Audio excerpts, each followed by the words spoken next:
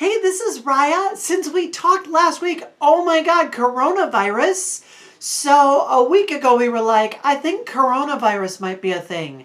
And then by the time we got to the weekend, we were like, oh my God, coronavirus is a thing. And now we're like, oh my God, coronavirus is a thing. The world is falling apart like the poster on my wall. All right. Yes, I'm American. Sometimes I forget the rest of the world exists. I'm back now. I've already been working at home for the past 2 years. Thank you for calling my company. My name is Raya. I'm a licensed sales agent. How may I help you today? In the space of about 2 days, my company took 100 employees or so that work in my call center and sent them all home. I keep thinking how grateful I am that coronavirus hit now in 2020 rather than say in 2000 or 1980. We would not have been able to send people to work at home. We would not have had the infrastructure for it. Sometimes I think it can be a healthy exercise to think about all the bad things that could have happened but didn't. Don't get me wrong, there is so much bad coming from this, but there's a lot of good things that have come from it. My friend that got me my job at my company has gotten to return to her work at home that she was pulled in about 6 months ago. Her dog Winston is very excited about that. And my kids are excited to have some time off of school. I came out with a new scarf from Lydia's day off from yesterday. She ran out of thread a little bit of the way through.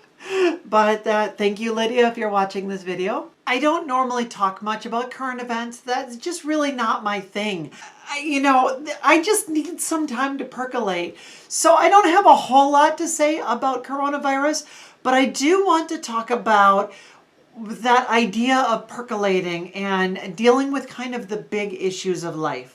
I talk on this channel a lot about my fundamentalist background, but you might not know that I was actually baptized Catholic and spent my first 10 years in the Catholic Church. And I've actually had a lot of dreams where I'm back in the Catholic Church and I'm struggling to find my place. Just that sense of maybe I belong here, but I don't really belong here, but I wish that I belong here. When we deal with big picture issues, we're really oftentimes looking for those things that are very meaningful. We're looking for that place of belonging. We're looking for that place of love. We're looking to get back to something that we've lost. In a course I took on progressive theology, one of the voices that I was exposed to was Starhawk, a pagan theologian focusing in on a divine feminine conception of God. And I went out, we didn't actually read her text in the class, but I thought it was so interesting. I went out and got the book, Spiral Dance. I have it on my Kindle. Oh my gosh, it's ASMR.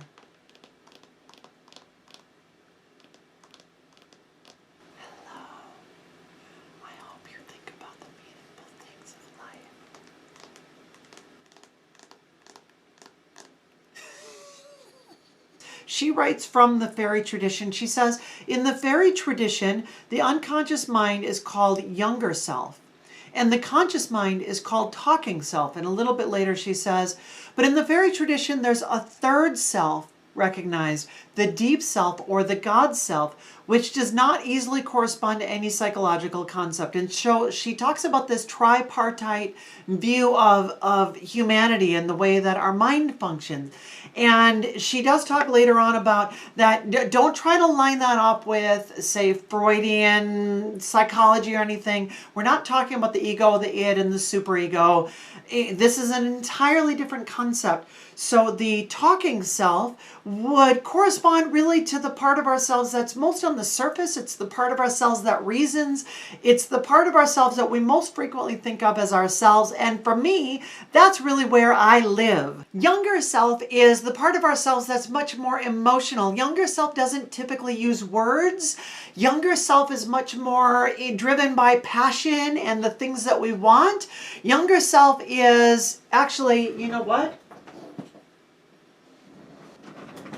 I think of younger self being like, in this book, Switch, they talk about the analogy of the rider and the elephant, that our minds work sometimes like a rider and an elephant, that you've got a rider that's kind of like our rational mind that is guiding the elephant, but sometimes the elephant just gets scared or gets hungry or has some kind of other emotional desire. And then when the elephant wants something, the elephant is going to get what the elephant wants. And the rider can try to wrestle with that elephant a little bit, but ultimately that elephant is going to win. I really like that way of structuring things because it gets me to kind of think through when I've got difficulties motivating myself to do something, to look for ways that are going to motivate the elephant rather than just thinking I can sort of overpower with willpower. And I think that's a really, really useful model for changing things, changing habits, and implementing new things in our lives. But it's only recently that I've started thinking how this deeper self or this God self is different from our younger self. I've kind of assumed that everything is part of the same, that we've got this like nonverbal part and the verbal part. There's the verbal part on top, almost like a, what do we call that thing? Iceberg. Thank you. That you've got on the top, you've got your verbal self or your talking self, and then underneath you've got that emotional part. And we need to acknowledge that emotional part because lots of times we do things that are irrational, that don't make any sense, that above the surface we think, why are we doing that? And it's because of this deeper part that we need to be aware of.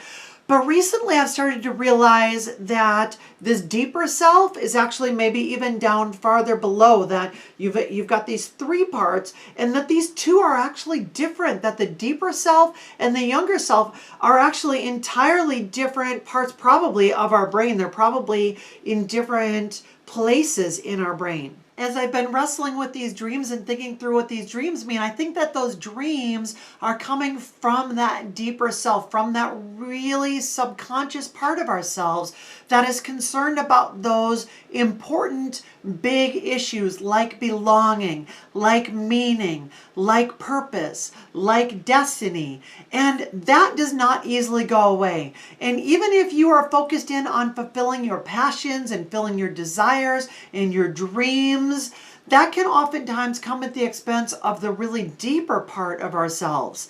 And if we don't recognize that those two are different, or really that all three are different, we're going to end up in conflict with ourselves. I think it's easy to frame our lives in terms of this dichotomy of passion and reason. But I think it's really important for us to stop and take some time and listen to that deep inner voice inside of ourselves that is giving us that compass on our way to say, this is where I need to be going, and this is what's important in my life. This is what gives my life meaning and purpose and belonging. And if we just focus on those other pieces, it's too easy to get distracted, to get into this thing or that thing. And if it's been a while since you've taken some time and gone off and just spent some time in the quiet and just listened, I think that that can be the most critical, important thing in our lives, more important than getting exercise. And believe me, exercise is important, and more important than eating healthy. And believe me, eating healthy is important. More important than pursuing the things that you think make you happy. Did you know that we are notoriously bad as humans at predicting the things that make us happy? But I think that when we stop, when we get quiet, when we go off, we spend that time and we just listen to that still small voice inside of us. When we listen to that quiet place, we're going to encounter that thing inside of ourselves, calling us to that point for ourselves of true north.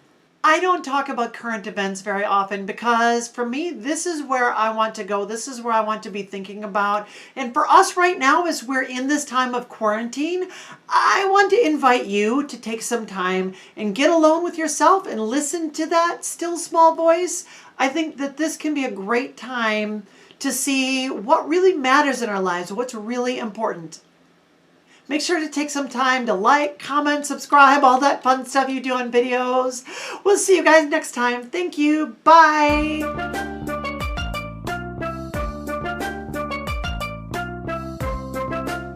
Oh shoot, it's not even.